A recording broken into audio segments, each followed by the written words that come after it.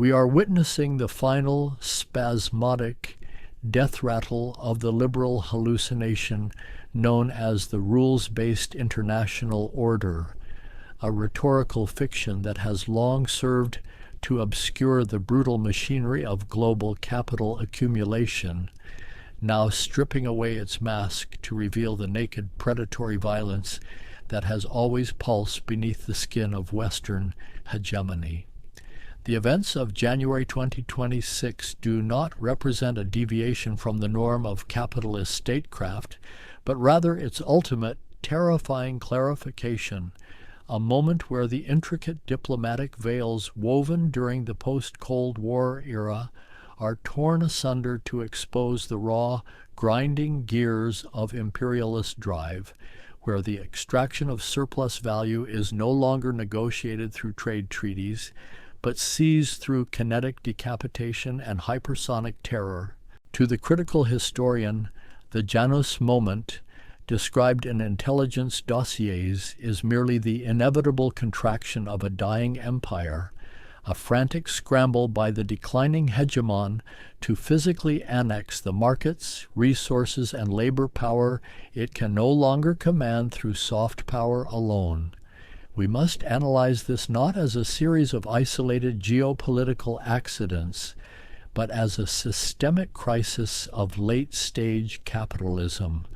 where the rate of profit can only be maintained through the violent expropriation of the global South and the militarized enclosure of the global commons. The violent dawn of 2026, marked by the thunderous crack of shifting geopolitical plates, signifies the transition from the era of neoliberal consensus to an era of naked resource conquest,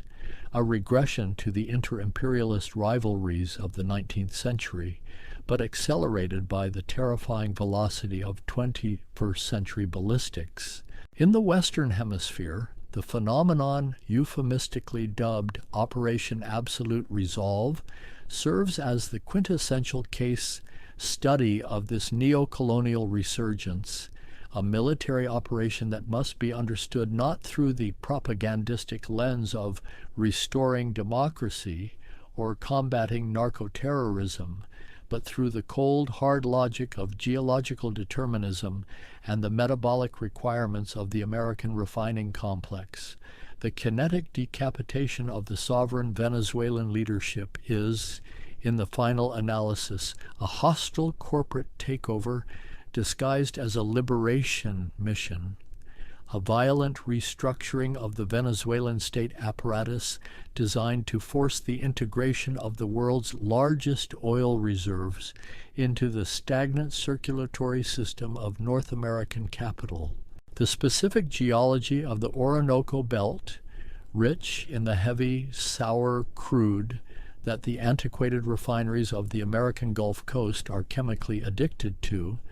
dictates the foreign policy of the metropole, proving once again that the sovereignty of peripheral nations is strictly conditional upon their willingness to submit to the extractive demands of the core.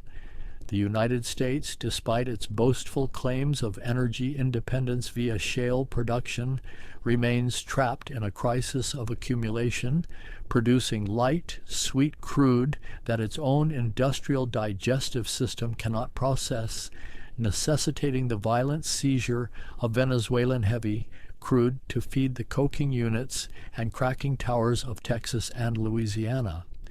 This is the material reality behind the Donroe Doctrine, a muscular revival of settler colonial expansionism that views the entire Western Hemisphere not as a collection of sovereign polities, but as a resource stockpile to be managed, disciplined, and looted by the imperial center. The deployment of one-way attack drones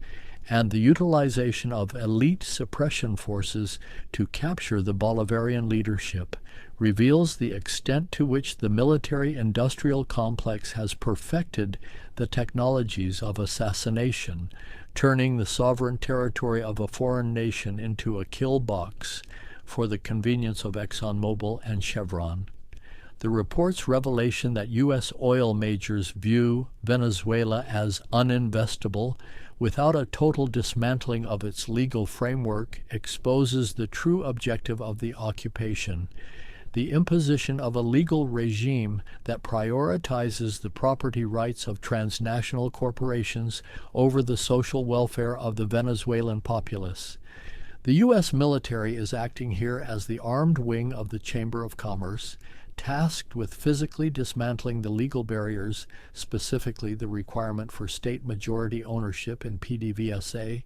that prevent Western capital from fully enclosing and commodifying the natural wealth of the Venezuelan people. This is lawfare by force, a strategy where the sanctity of contracts is established through the barrel of a gun, ensuring that the future surplus value generated by Venezuelan labor will be siphoned off to shareholders in New York and London, rather than reinvested in the crumbling infrastructure of Caracas. The uninvestable paradox is merely code for the bourgeoisie's refusal to accept any limitation on their rate of profit, leading to a scenario where the U.S. state must assume the costs of invasion and occupation to create a safe space for private capital to operate, a classic socialization of risk and privatization of profit. Simultaneously, across the Atlantic, the hypersonic strike on Lviv by the Russian Federation exposes the catastrophic obsolescence of Western military hegemony and the grim reality of inter-imperialist competition in the age of hypervelocity warfare. The Oreshnik missile, screaming through the stratosphere at Mach 10, is not merely a weapon of war, but a symbol of the technological parity that now exists between the competing power blocks, shattering the illusion of NATO's invulnerability. The use of dummy warheads in this strike is a profound act of semiotic warfare, a signifier that carries more weight than high explosives, demonstrating to the strategists in Brussels and Washington that their vaunted missile defense shields, the Patriot batteries and Aegis systems that have generated billions in profits for Raytheon and Lockheed Martin, are functionally useless against the next generation of kinetic threats. This revelation strikes at the heart of the NATO alliance, which is fundamentally a protection racket wherein the U.S. guarantees security in exchange for economic and political fealty.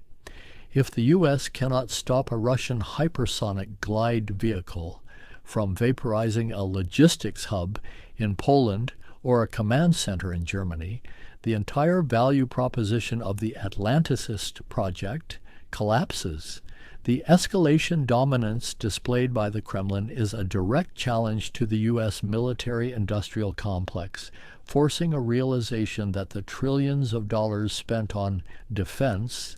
have produced a bloated, ineffective apparatus capable of bullying small nations but impotent against a peer adversary. This dynamic creates a dangerous reflexive control loop, where the imperial core, humiliated by its own defenselessness, may feel compelled to escalate the conflict to apocalyptic levels simply to preserve the credibility of its security guarantees. The specific targeting of Lviv, the gateway for Western arms flowing into the proxy war, underscores the material basis of the conflict. It is a war over logistics,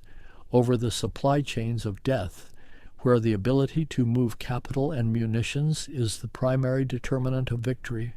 The geopolitical convergence reaches its most absurd and dystopian climax in the high north, where the American imperial project seeks to extend its enclosure of the commons to the icy expanses of Greenland. The Make Greenland Great Again initiative is a grotesque manifestation of disaster capitalism, where the melting of the Arctic ice cap, caused by the very carbon emissions of the industrial powers, is viewed not as a planetary tragedy, but as a business opportunity to access the rare earth elements buried beneath the permafrost. The push to annex Greenland is driven by the desperate need to secure the vitamins of the digital economy: neodymium, praseodymium, dysprosium,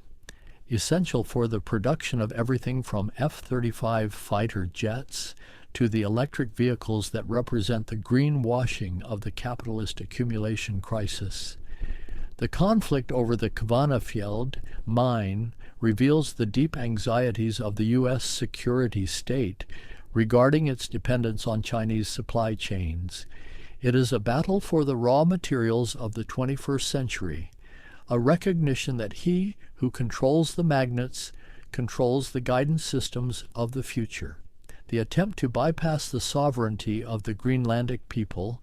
and the environmental laws of the Danish kingdom through eminent domain, seizure, illustrates the absolute ruthlessness of the imperial drive.